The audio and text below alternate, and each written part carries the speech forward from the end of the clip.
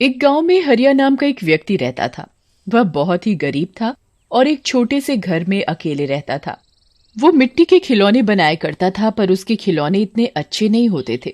पूरे दिन में वो बड़ी मुश्किल से एक दो खिलौने ही बेच पाता था। खिलौने बेचकर वो इतना भी नहीं कमा पाता था कि पेट भरकर खाना भी खा सके। रोज की तरह एक सुबह हरिया उठता है और अपने खिलौने टोकरे में भरकर बाजार में बेचने निकल पड़ता है। हरिया बाजार में पहुंचता है और जोर जोर से आवाज देता है, खिलौने ले लो, खिलौने, खिलौने ले लो, खिलौने, हाथी घोड़ा चिड़िया बंदर ले लो खिलौने सुंदर सुंदर, खिलौने ले लो खिलौने।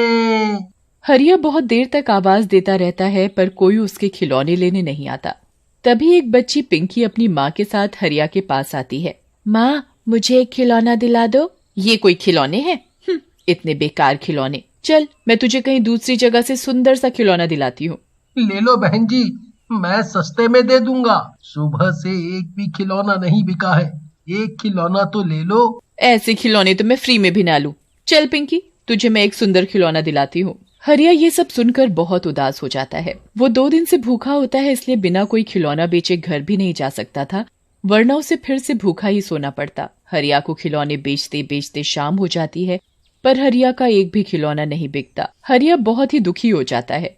वो निराश होकर अपनी टोकरी उठाता है और अपने सिर पर रखता है। तभी हरिया का पड़ोसी रमेश उसके पास आता है, जो उसी बाजार में सब्जियां बेचा करता था।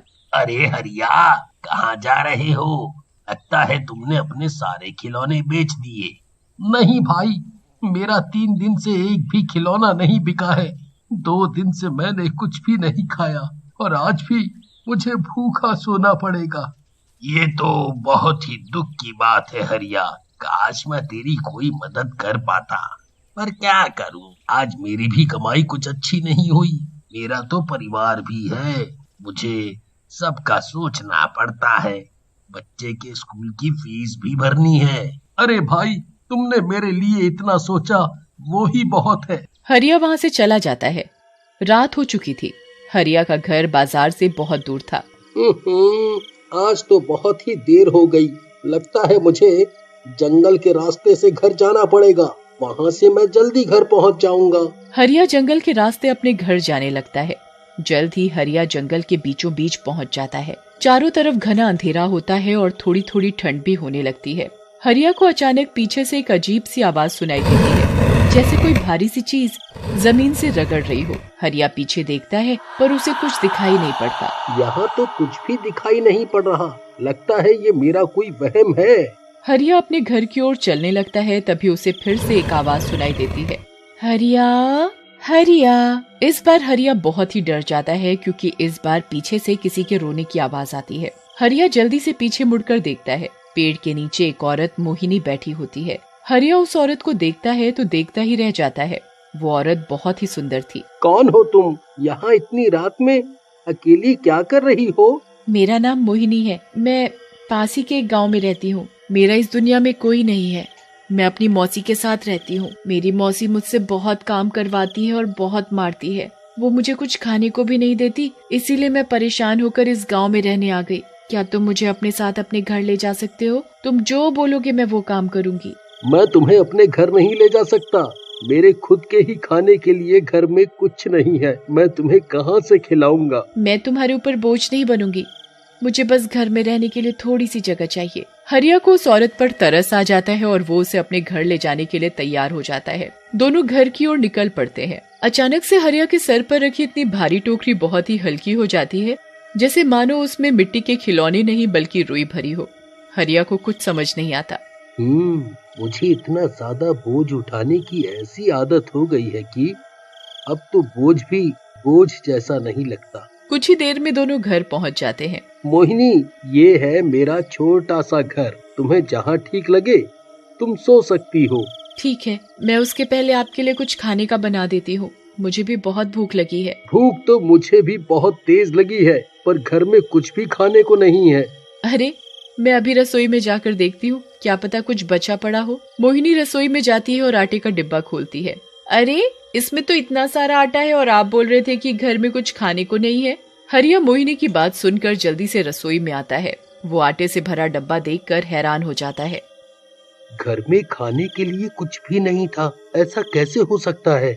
हरिया तभी दूसरा डब्बा खोलता है तो उसे उसमें बहुत सारा गुड़ दिखता है। हरिया बहुत हैरान हो जाता है, पर वो इतना भूखा होता है कि इस बात पर ज्यादा ध्यान नहीं देता। मोहिनी जल्दी से रोटियां बना देती है और दोनों मिलकर रोटी और गुड़ खाकर सो जाते हैं।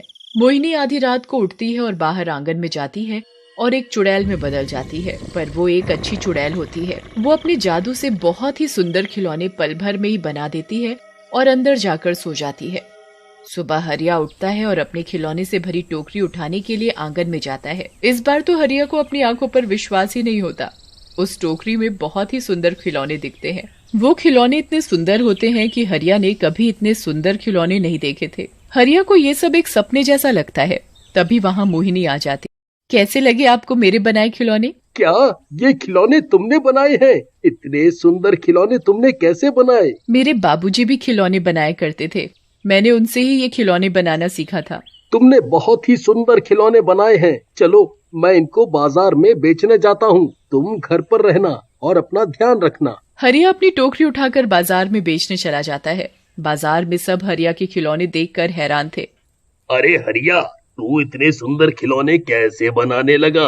कल तक तो तेरे खिलौने इतने सुंदर न थे, रातों रात ऐसा क्या जादू हो गया कि तू इतने सुंदर खिलौने बनाने लगा? बस भाई, सब भगवान की कृपा है। जल्द ही हरिया के आसपास भीड़ लग जाती है।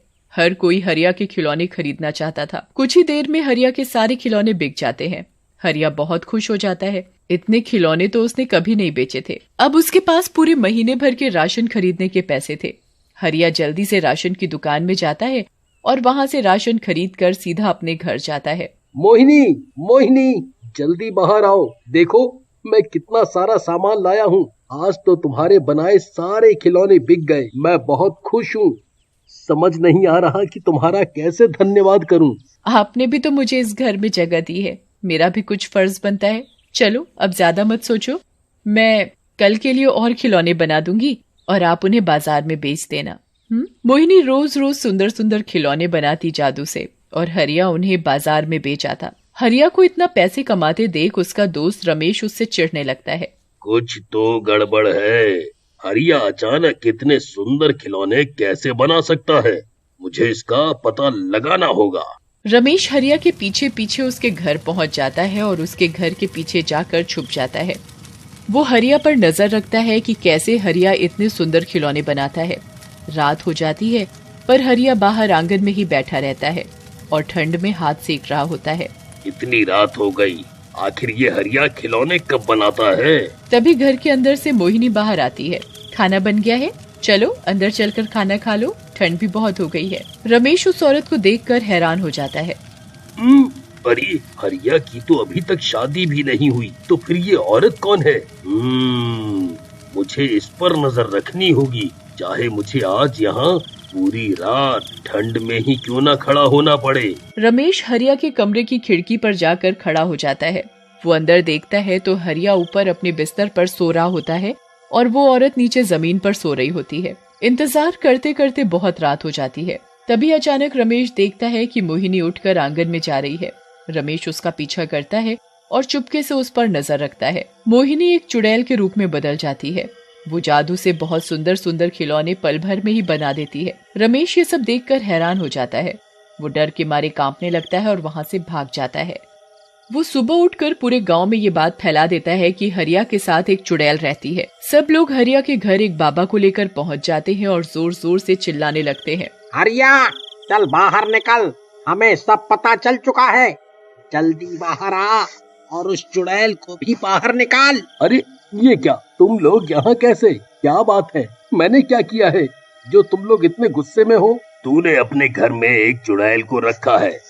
मैंने कल रात खुद अपनी आंखों से सब देखा है। वो औरत ही जादू से इतने सुंदर खिलौने बनाती है, वरना तेरे बस का कहाँ ऐसे खिलौने बनाना।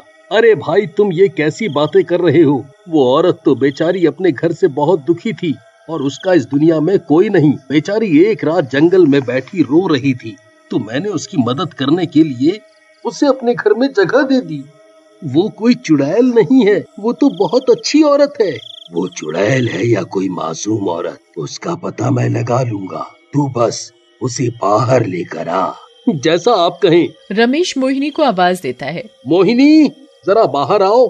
देखो ये लोग तुम्हारे बारे में क्या क्या बोल रहे हैं। मोहिनी तुरंत बाहर आती है। क्या हुआ? सच सच बता, तू कौन है? मेरा नाम मोहिनी है, मैं पास के गांव से आई हूँ। झूठ मत बोल। रमेश ने कल अपनी आंखों से तुझे चुड़ैल बनते देखा है। चुड़ैल? नहीं तो मैं कोई चुड़ैल नहीं हूँ। मैं अभी तेरे ऊपर गंगा जल डालता हूँ और तेरा असली रूप अभी सबके सामने आ जाएगा।